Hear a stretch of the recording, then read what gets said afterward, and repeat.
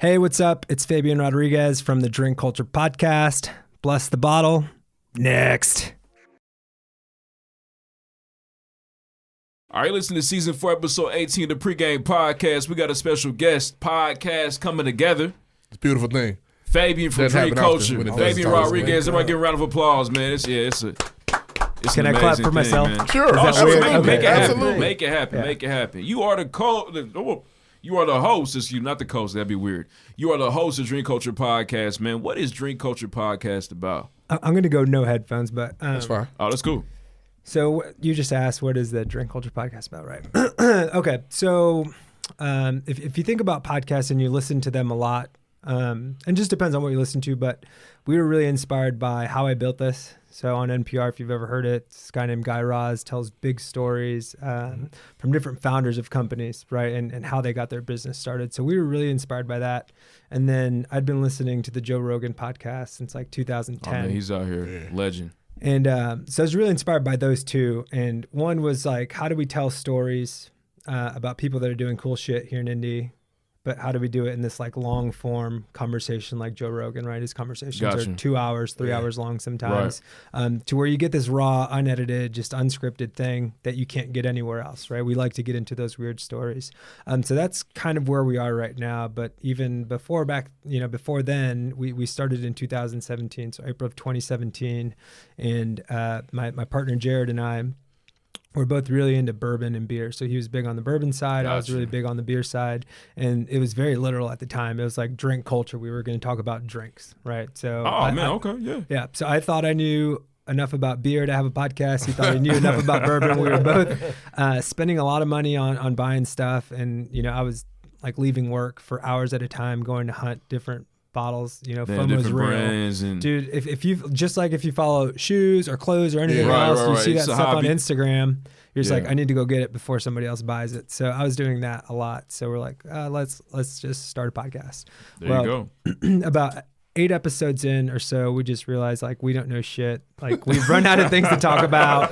Had to switch it up. Had to get a remix going. Yeah, like let's do something different. And Jared owns a gym, Naptown Fitness, and when you go to a CrossFit gym, there's like this big group of different people, right? It's a great melting pot of people doing all kinds of stuff. So he had a lot of different business owners and entrepreneurs that worked there. So we had a great pool of guests, like right from the beginning. The network. Yeah. Just pick and choose. Hey, what are you doing next week? Come on. Yeah. I mean, the founder of Cluster Truck works out there. He had previously started a company called Exact Target, which sold to Salesforce. It's like one of the biggest acquisitions that has happened in Indianapolis. In there kicking it. Yeah. Getting the workout.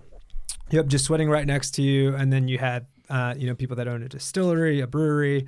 So we're like, let's stop like making this a thing about us and how much we know, and let's talk to experts and interview them and tell their stories. So that's kind of how it transitioned. That makes sense, man. Shout out to Drink Culture. Make sure y'all check that out.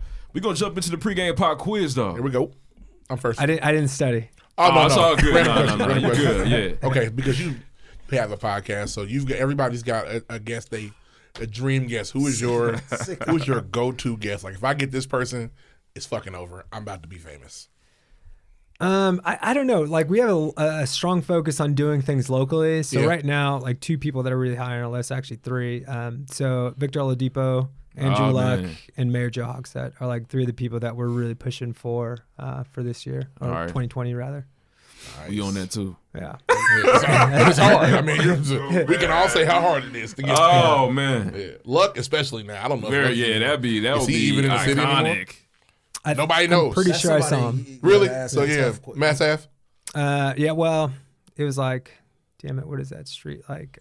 St. Clair. Okay, gotcha. He was walking out of somewhere. He's around, man. He Bruce Wayne in it. His little apartment is probably still down there. Well, I know at one point he had the penthouse right next to the Eagle. I don't know if he's still there, but that big. It looks like a fucking ship. Oh yeah. That was his at some point. Don't know if he stayed there. He probably didn't sell it or anything. Shit, he probably got it probably too high. If I know he lived there, he don't want to live there no more. Because why do I know? Right. Yeah. That means somebody else knows. Exactly. That's way more important than us. He ain't my friend. Yeah, for sure.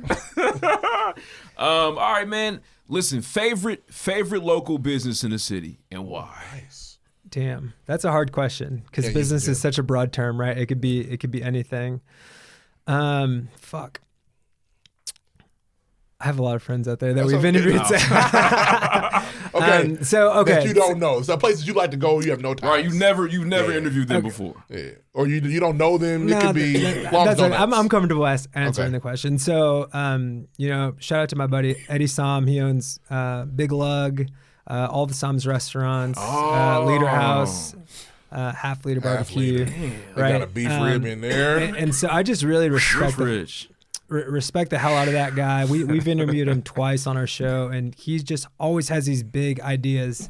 And you talk to people that have big ideas, but they never do anything about it. This guy talked about it one year, told us everything that like Half Liter was going to be and Leader House, and literally a year later, and like a couple $1 million later, Wow. that thing exists. Right. And so like we saw that thing come full circle, but he's always got random ideas in his head that dude's trying to bring to life. So Visionary, man. I know y'all have heard of those places. If you haven't had Half Liter Barbecue, get in there. I'm Heard telling it's you. fire. On Saturday. oh man. On Saturday they got a beef rib. It's like going to Texas. Sorry. Really? Yes. All right, I'll trust you. You better. Yeah, do you fuck with wouldn't burn lie to you. ends? Burn ends are fire. Yeah, I'm a burn end guy. Yeah, I'm a burn so end guy. he does these burnt ends with pickled onions and then just like a slice of white bread, dude. It's Right in awesome. my alley. Damn. Yeah. Barbecue. Got Okay. you. Yeah, I, burn I, ends. listen, I believe y'all. Be I've heard Half Liters Cute. fire though. I just need That's to go not make really that. like when you think about Indianapolis barbecue. You don't get doesn't it here. Scream burn ends. yeah. By any You don't means. get a brontosaurus beef rib or burn ends. You get brisket, Yeah. pulled pork, Right. Yeah. ribs. I know that. Yeah. Yeah. Half Liter. They up here with this. Got shit. you. Yeah. I might go Saturday. Highly recommend. I might go back. Shout out to the burn ins, man. All right. Yeah. So excuse me. I almost died there. I don't know. Yeah, what you okay? Yeah, man. Yeah. Welcome back. So when it's all said and done, you want someone to highlight what you've done, put you on their platform, narrate your life, write your autobiography. Who do you want that to be? Who do I want to write my autobiography? Oh man, this could be anybody in the world. Yeah. Anybody. Fuck. Tough J.K. questions. Rowling. I got a joke about that, but I'll tell you. Okay, hold on. Before I answer the question, okay. How did Harry Potter get down the hill? You should be able to answer. Yeah, that's just a rough question. Yeah. That was over my head, and I'm well versed. Walking. J.K. Rowling. Oh, okay. Babe, I saw that. J.K. Rowling. Yeah, I got that Anyway, one. you can cut that part out. That's worse than a good No, easy man, joke. that's It's like saying. it's got to be something Yeah, I like, read in the last book. It's got. I'm sure Yeah. it's something. Yeah, No, I that's was, just and lame. I went through the index real quick. For sure. I was like, Quidditch? Nah, not Quidditch. No, yeah, I'm just fucking around. That was funny. No, Yeah, so it was cool.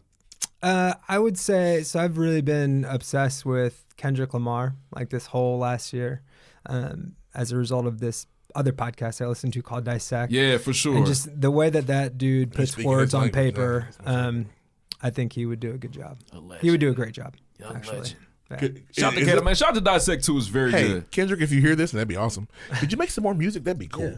Yeah, we waiting on it, man. What's up? What's going It's on, been a man? while. Alien voice, regular voice. Yeah, we'll take whatever you got. We'll take whatever you got at this point. We just want some more of that. Even if music it's just you a made. feature, Yeah. Yeah, man. What A feature that you care about. Yeah, these last I thought features have been there- kind I of thought there mid. was a feature coming. With who? On the War Baby, Roddy Rich. Yeah, I thought it was coming on the Roddy Rich.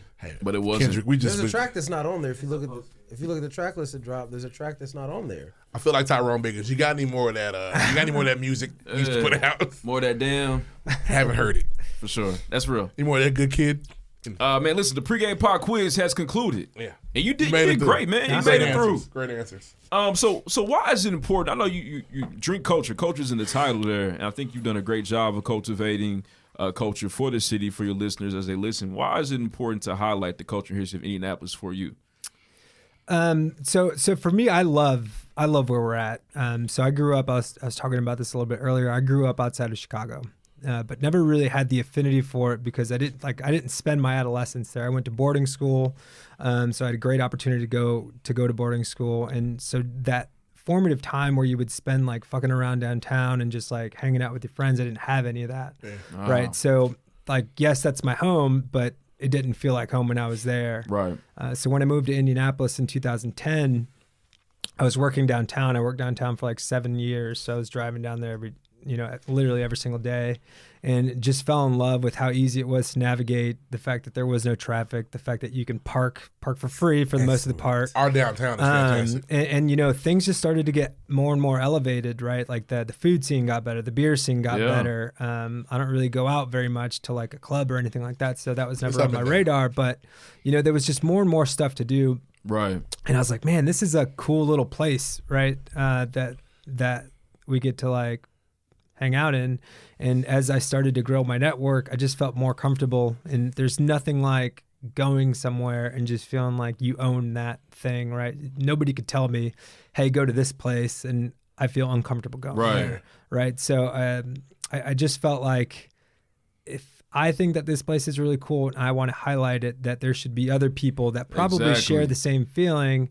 And it's like, you want to be proud of where you're from, and the easiest way to do that is to like be aware of the cool shit that's out there. And, you probably didn't even ask me this, but like one of the things that really pisses me off is when people complain that there's nothing to do here. Oh, man, I'm like, what's their favorite thing to do? Ever, It ain't move. You're just fucking lazy. Like you're not doing, you're not spending the time to realize that exact thing that you're bitching about actually exists. And guess what? It's actually really cool. And yeah, so that's important. We talk about that all the time, man. And then they're moving to Atlanta. Yeah, because they see ATL one time. Man, Nunu's a fictional character. Yeah, that's not a real person. You know what though? Now, to be fair, the movement to Atlanta has slowed down because everybody's fucking down there. I ain't going out. I might as well stay here. Shit, I ain't going down there. Still catch some people saying, "Oh yeah, there's people are gonna always move," but it was a really big surge for a while. I'm going to Atlanta. After the movie came out, I'm going to Atlanta. I'm out of here. Cascade. I'm before leaving. that. It was the generation above us. Because my aunt moved to Atlanta early 2000s. When it became Hot Atlanta early 2000s, it was like, I gotta get down there. Yeah, well, the movie did it for our generation. Okay, that's what sold everybody. Ain't nobody going skating. Yeah, nobody go to Cascade for real. I'm going skating, okay? Oh man, the crews are not in there. They're not. No, they're not in there. No, it would be cool if they were though. I'd love to see that actually choreographed. That shit fire. But anyways. So I know you've interviewed a lot of business owners from the city. I know everybody's story is different. I was just listening to the episode with Thor. What's his last name? Thorwood. Yeah, it sounded awesome. It was great hearing his story. But what have you learned most from that particular experience? As you highlight, you kind of talking to a lot of these big wigs, man. A lot of cash. What have you learned about their success? What's one takeaway you could give people from that experience?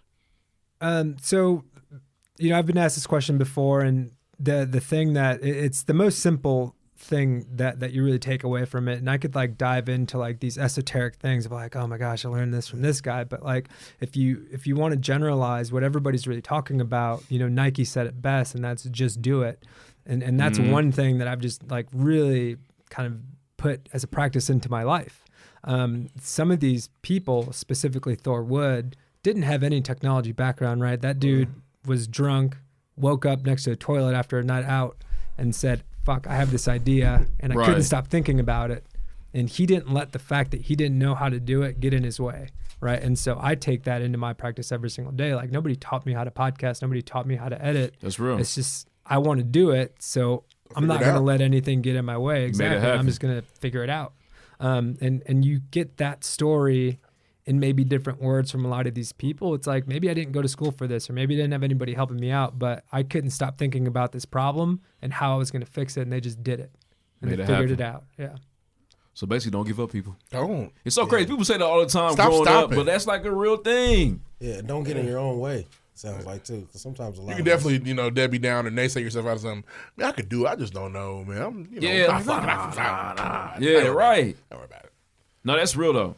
Is there a particular interview that stands out to you? Like one you were like, okay, I'm hitting my stride. Drink culture's real. I mean, there's a lot of those, I think, where I think we did a good job, but the one that sticks out to me was like, so I'm a very, like, I have a specific personality, and I think that generally people are like, oh, okay, I could get along with this guy.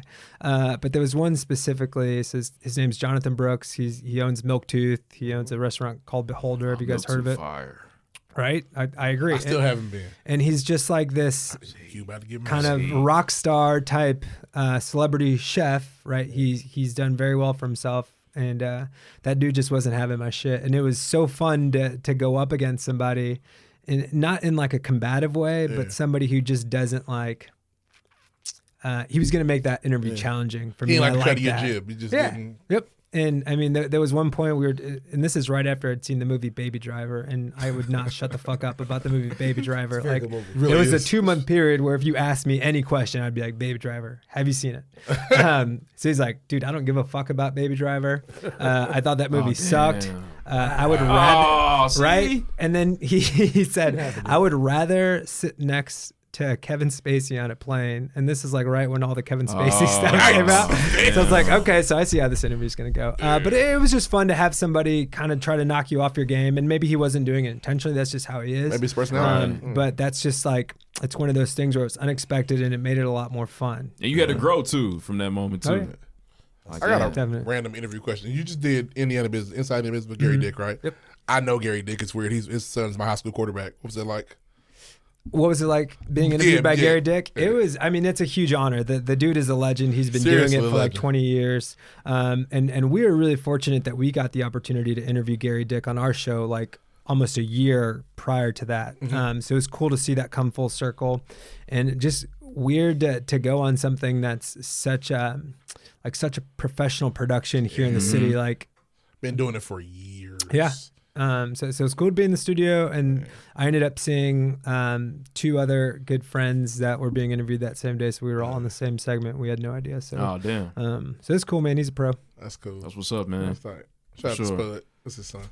Okay, what up, Spud? For those that don't really know you, man, I know you kind of went in detail a little bit there, but who is Fabian Rodriguez? Like, what is your origin story? What was it like growing up, in a sense? So like I said, I grew up outside of Chicago, predominantly black and brown neighborhood. Didn't come from a lot of money or anything like that, but my parents really pushed education hard, right? So they immigrated here from Mexico in like the 70s. And so I had like 2 brothers. I didn't have like 2 brothers. I had 2 brothers and a sister. So it was a family of 4, and I was the youngest of all 4 of them. But kind of a little bit of a rough childhood. Kind of got beat up a little bit. Not crazy, right? But you know how it is growing up. Yeah, so, for sure. I wouldn't say I was doing a lot of the fighting, but people were definitely fucking with me. So anyway, got the opportunity to go to boarding school. My brother had gone there before I went there, and just kind of fell in love with the place. And if you've ever been to Culver Military Academy, it's like very secluded, but it sits on this awesome lake. I think it's the 2nd largest man-made lake in the whole state of Indiana, and just like crystal clear water. But it's unlike anything else. We brought up Harry Potter earlier. It's like being at Hogwarts, right? So it's really awesome. You get to live in dorms. There's like chicks there, so you get to fuck around with them. Like, very cool. It's college experience. before college. Yes, exactly. They're nice at Culver. They're going. Yeah. Everybody's stuck. It's like, hey. Yeah. When you We can't are do here anything. together. So it's just like you figure out how to have fun. So went there, and that really shaped a lot of, like a lot of the discipline that I exhibit in some areas of my life, not in all areas, but in some. That's where I got that discipline from. And then from there, went to Purdue. My sister went to Purdue. My brother went to Purdue. So I had to go to Purdue. Oh, so, damn. Boilermaker. That's what's up. yeah. So I went there, graduated, got a job working in social work, and just didn't like what I was doing. Oh, That nice, work, man. You take that work home. Yeah, Oh, man. dude, Oh, dude. man. And weighs this on is your like- brain. I'm like, damn it, Devontae. These were kids that were like in the foster care system, whose parents really couldn't take care of them anymore. A lot of them had behavioral disorders, so like you had to put kids into restraints. There was like padded rooms where I was literally holding down a kid for 3 hours, right? And people biting you, spitting on you. You ever do the thing with 2 people where you got to fold their arms back and Oh yeah, oh yeah, man. how those people to do it? I was That's in so the thick of stressful, it. man. It's good work, but it's stressful work. Oh you know yeah, what I mean? like very rewarding when you connect with them, but at the end of the day, like you just take their problems home with you. Yep. Right. Yeah. It's really depressing. It can be. Yeah. So I did that for a year, and then yada yada yada, some shit happened, and then I just didn't have that job real. anymore. 2008, 9, and 10. Some shit was going on. So I had to figure out another way to do, to do stuff. So, and this is where things get a little bit interesting. So I'm obsessed with music. Like I fucking love music. It runs It's my life. needed, man. It's fire. So I've always had this dream to play music in a band, but I have no musical talent, never played anything. I was like, I need to do this. Right. And so my friends at the time had a band. They lost a keyboard player. And I said, bro, let me get in your band, and I promise you I will get us on the road. I'll get us shows. I'll make it happen.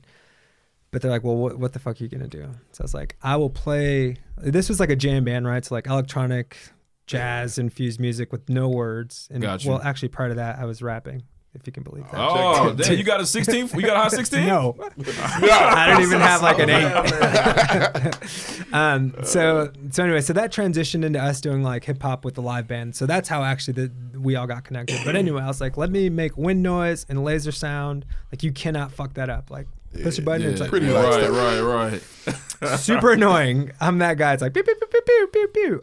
So I was literally hauling around a desktop computer that I had spray painted red, kind of like that, with like a cheap table and like like your desktop setup. Right. That was an instrument. Dude, with a $20 keyboard that I got from Walmart.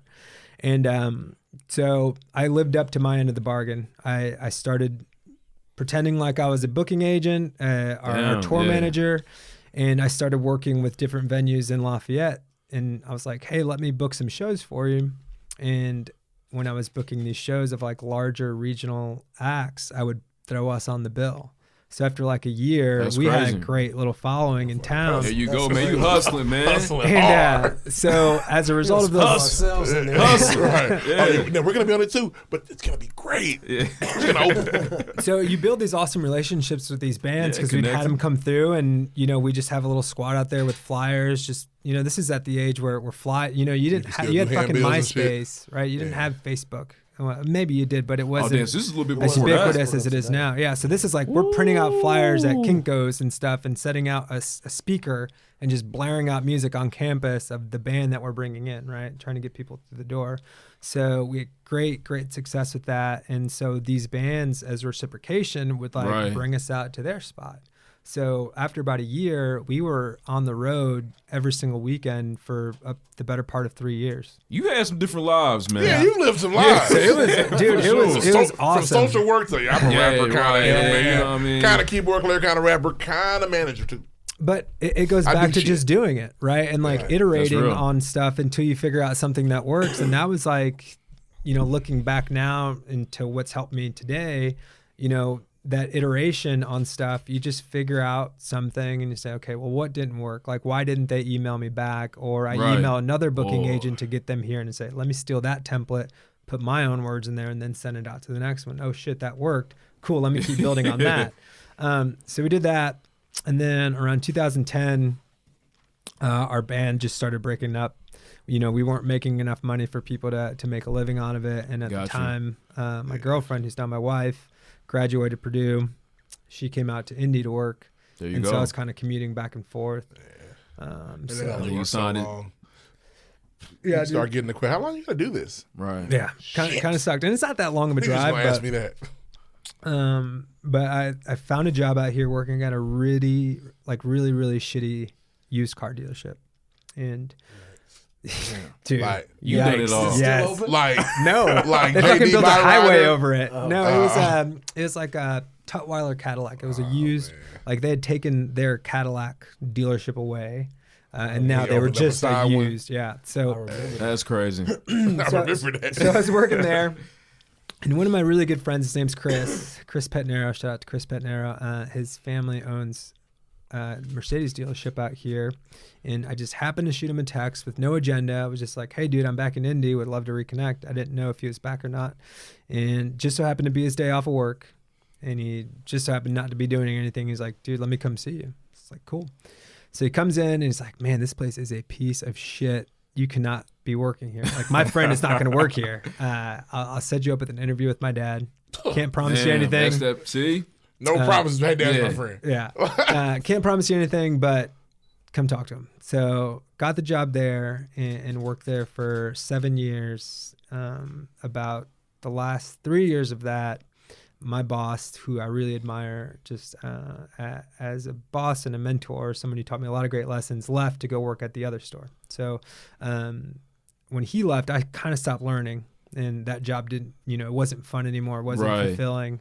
So I really started to get angry at the shit that I was doing, right? Like I was working on Saturdays and that sucks. It's the retail life, essentially, which is a grind. Yeah, it's the devil, dude. Man. It's a demon. And you know, they were sweating me anytime that I wanted to take vacation. And I'm like, this is my fucking PTO. You can't tell me when I can and cannot go places. Kill me. Trying to dictate my personal time off. Right. I don't care. Look, I could be going to eat crack. Shut the fuck up. It's my day. You don't ask me where I'm going. Leave me alone. I'm sorry. That just pissed me off. They always want to like double check. Are you sure you need that? Yes. Day? Yes. Are you sure you gave me PTO? Shut the fuck up talking to me. That shit pissed me off. I hope you're not taking PTO to be a crackhead. But if that's I want not to, a good use of PTO. That's cool. Bro. That's what I want to do. I feel What's crazy is they don't want you to use it at certain times. And they don't want you to cash it out at the end, so they try to force you to use it. Hey, you've got to use it here. Like, no, I'm good in November. I'm straight. I don't want to miss work right now. Like, what? I'll be here tomorrow. Well, and they were crazy. They're like, well, you can take, if you're going to take a Saturday off, you have to take more than one day off. So I'm like, well, I don't need more than one day, right? And we're going to get into the weeds there, but like, there was just enough going on that I was like, I hate my job. So that's kind of when this idea came about for the podcast, and I started doing that on the side, but then also started thinking about what my next move was going to be. Mm-hmm. So I got linked up almost 2 years ago with an organization called TechPoint downtown, and so their whole mission is to connect recent grads and career changers to sales positions in Indianapolis within the technology industry, right? So they're trying to fill that talent pipeline. Right, fill that void. Yeah. So I went through a 6-week program, got a stipend to go through that so I could quit my job and start a little bit of money, got into a tech company. And at that time, drink culture really started to build some momentum, and I was spending a lot more time working on drink culture stuff and a lot less time working on work stuff. There you go. And it just became this imbalance, and I wasn't giving enough attention to either. So that takes us to September of this year. Got some people that were interested enough to use my services to produce, publish, edit, record their podcast that I was like, I'm okay with leaving my job to take this full time and really see how far I can take our podcast. So I quit my job in September and have been doing this full time since then. That's crazy. But can we, man, listen. That's worth some claps, man. Let me tell you how, I mean, and even still, it's 2019. Yeah. You had to be doing well enough for your wife to say, I'm good with that. Well, or my wife's awesome, and in a very unique and fortunate situation that she just is very successful at her job. She's amazing at what she does, and that afforded me the opportunity to do this with a little bit more confidence. Yeah, right? But that's also on like, that's kind of like a debt though, right? Like she sees the promise in what I'm telling her I can do now to know that like so you gotta keep my hustling. big vision of 5 years from now will pay off and these roles will reverse. Yeah. Right. That's huge, man. That's huge. That should be the goal anyway. I mean, yeah, for sure. 100%. But just everything you've done. You know what I mean? It's fantastic to overcome adversity, fight through obstacles. A lot of people probably would have given up at some point and say, you know what, I'm good, or I'm just gonna stick it out here. Or work the job you hate. That's what people end up doing. The bills do. I stay. Fuck it. Yeah. I stay. And not everybody's that fortunate, man. Mm-hmm. And I can't like pretend like, if situations were different that, it still would have been the same. I think that it was a very unique combination of a lot of different things, but I still think that the message should still remain that like, if you're passionate about something and you can't stop thinking about it, fucking do it and you'll figure things out. But if you're half-assed, that's the thing that's keeping you from doing it is your own self-doubt of my heart's not in it. Exactly. Right? But if you got it, man, you got the goods, take that leap of faith. Do it. You never know what could happen. Yeah. Could you walk us through like just the day in the life of Fabian Rodriguez, the full-time podcast? Because I want to know, like, okay, you get up, now what's on the plan? Okay. I got to get this hustle going. Okay, so my alarm goes off at 4:30 in the morning. On purpose? Hold on. 100%. Oh, okay. 4:30. I don't want this no more. All right. Yeah. I'll walk you through my day, man. So 4:30, go downstairs, take a nap on my couch with my cat for another 15 minutes because I just want to be up. But if I'm in bed, if I stay in bed, I won't get up. So take another nap for about 15 minutes, hit the coffee. So my wife and I both have coffee. And then I'm out the door by 5:25. I get downtown to go work out at 5:45. Just kind of work out until 6:45, kind of just fart around until about 7:15, 7:30. There you go. Typically, I'll have some sort of meeting. I'm meeting with somebody for coffee, trying to make a connection to work with somebody somewhere. And then, that'll probably take me to like 9:30, 10 o'clock. And then I'll start working on client stuff or drink culture stuff. So whether that's editing, writing emails, things like that. So, I work on that shit literally all day. And then even when I come back home at like 5 or 6, I'm grinding. yeah. And then for a while, we were recording all of our episodes the first week of every month. Excuse me. So we would, I'd have 16, 18-hour days for a week straight. What time you go to bed? I try to go to bed by no later than 10:30. I can't even watch That's my crazy. shows, Yeah, man. dude, I missed the it's game. rough. And then just schedule all those interviews to kind of, so you just, that first week, going to get them all out. That's tough, man. And then depends on the day too, man. Like Wednesdays suck. Like Wednesdays, my show goes out. I have another client show that goes out, and I record 2 shows. One that I have to turn around and edit like that same day to be released the next day. So you dread Wednesdays, like fuck. Yeah, dude, Wednesdays Wednesday, suck. yeah. And then if I don't think about it and schedule a coffee meeting in the morning, I kind of shoot myself in the foot because I'll use Wednesday. I won't go to the gym in the morning, and then I'll get that extra 2 hours in the morning to just knock some stuff out. Hustling. Boys don't have no excuse. Nah. So you Dr. Dre like half the first half of the week, then you Paak because you put on your own shit. Yeah. That's That's crazy. a lot. Who are you engineering for? Who are you producing for? So I work with a startup company called Casted. So they actually have a podcast platform. So I'll give them a little bit of a shout out. So they created this platform where, as a podcaster, that a lot of the work that goes into it starts after the show's already out there. Right. And the stuff that everybody leaves on the table is trying to repurpose the most that you can out of your show. So what they do is they allow you to host your show on their platform so you can distribute from there. But then it'll transcribe the show once it's all, once the RSS picks up your episode. And from there you can create takeaways, right? So you can search by the word, or if you know the timestamp, you can go in there, just kind of highlight on this like WAV file, and that'll create the clip. So then you can create anywhere from 1 to 20. I don't know. I've never really tried to do more than 11. And it'll create a landing page. And this landing page will allow you to share it on any media that you want to. And people can click on these little highlights to kind of give them just like a teaser for the episode. But they can also listen to the whole thing. Mm-hmm. And so that's great. But it's a gym. The problem that it's solving is ROI and attribution to how many people are listening. Right. So you'll get metrics, and that's why it's important that they create this landing page. So you'll see where people are clicking from, how many people have clicked, like which one's the most popular. So it's pretty tight. So I work on their show. So they have a show, and I produce their show and kind of distribute it through there. Then I work with Big Red Liquors. They just launched a podcast, the biggest liquor store in the state of Indiana. I record on site their show, produce, publish, all that stuff. For them, I have our show, the Drink Culture Podcast, and then about 2 months ago, we started working with Indianapolis Monthly, so I published that show. Grinding, man. It's crazy. Going crazy. I don't think there's another one yet. All right. But, yeah. No, we waiting on it. We going to be here. He said, we're ready. Yeah. No, that's crazy, man. It's a great segue. So Indy Monthly is a big deal. Shout out to Seth Johnson. He's a writer for them. We just had him on the show a few weeks ago. But how did that concept come about? It was kind of like, listen, you want a podcast? I'll do one for you. And they were like, well, nah, you should be on it too. Yes, kind of. So that was a unique opportunity. They reached out to us. I think, we've done a good job of building brand equity here in town. So they reached out to us. They wanted to tap into the same people that we wanted to talk to, and some of their advertisers wanted to start buying into local podcasts. So they reached out to us to see if they could kind of pitch us to their advertisers to run ads on our show.